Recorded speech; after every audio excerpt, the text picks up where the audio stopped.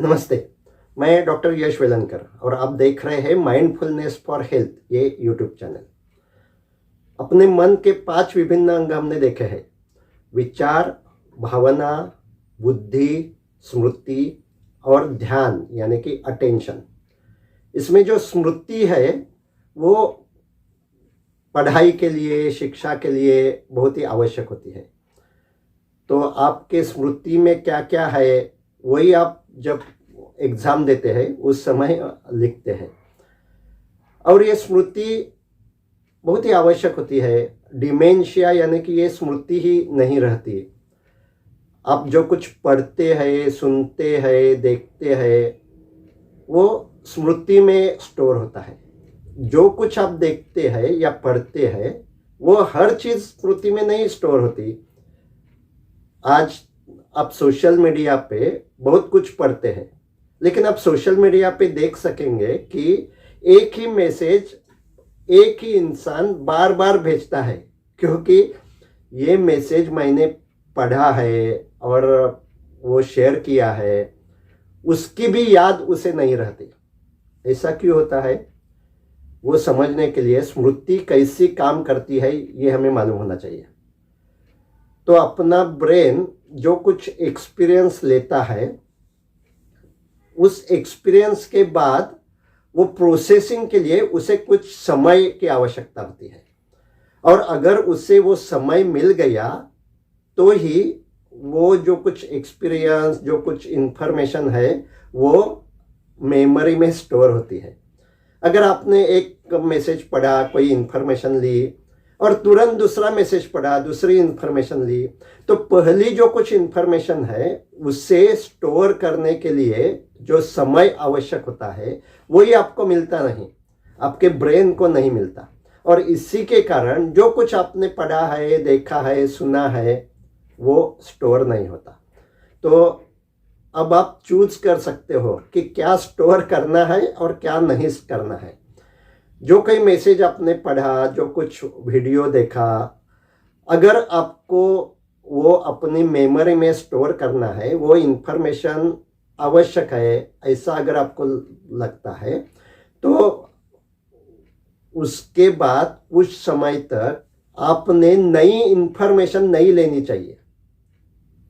यानी कि जो कुछ इंफॉर्मेशन आपने ली है, अभी आपने ये वीडियो देखा, तो मेमोरी के लिए अपना ब्रेन कैसे काम करता है ये अगर आपके ब्रेन में स्टोर होने की आपकी इच्छा है, तो ये वीडियो देखने के बाद कुछ समय तक दूसरा कोई भी वीडियो आपने नहीं देखना चाहिए या कोई भी नहीं पढ़ना चाहिए। तो जो कुछ अभी आपने देखा है, ये जो कुछ इंफॉर्मेशन है, बाद में आपके मन में वही विचार आएंगे।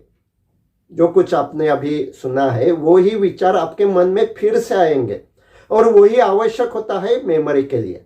तो जो विचार आपके मन में बार बार आते हैं, 2 बार, 3 बार, 5 बार, वो मेमोरी में स्टोर हो जाते हैं। और अगर ऐसा नहीं किया, वो विचार आपने के लिए आपने समय ही नहीं दिया, दूसरा कोई वीडियो देखा, दूसरे इंफॉर्मेशन, कोई मैसेज है वो पढ़ा, तो ये बता रहा हूं वो आपके ब्रेन में स्टोर नहीं होगा। इसीलिए आपको चूज करना चाहिए कि कौन सी इंफॉर्मेशन इंपॉर्टेंट है और कौन सी इंफॉर्मेशन इंपॉर्टेंट नहीं है। और जो कुछ इंपॉर्टेंट है, जो कुछ लाभदायी हो सकती है, वो इंफॉर्मेशन लेने के बाद कुछ समय तक कोई भी और इंफॉर्मेशन न लेकर वही इंफॉर्मेशन मन में दोहराना, ये मेमोरी के लिए बहुत ही आवश्यक होता है। और जो कुछ अनलर्न करना है, जो कुछ याद, ऐसी कोई पुरानी यादें हैं जो ठीक नहीं है, आप उसे अनलर्न करना चाहते हो, लेकिन वो थॉट्स मन में बार बार आते हैं, तो अब उन थॉट्स के प्रति ऐसा रवैया अपनाना चाहिए कि उस थॉट्स के प्रति आपको अलग होकर उस थॉट्स को देखना चाहिए कि मन में ये थॉट है, लेकिन इसे इम्पोर्टेंस नहीं देना है। तो जब आप ऐसे अपने मन में आने वाले विचार, जो पुरानी यादें होती है और जो इम्पोर्टेंट नहीं है ऐसा आपको लगता है, तो वो अनलर्न करने के लिए उस थॉट पे कोई भी प्रतिक्रिया न करना, रिएक्शन नहीं करना, ये आवश्यक होता है।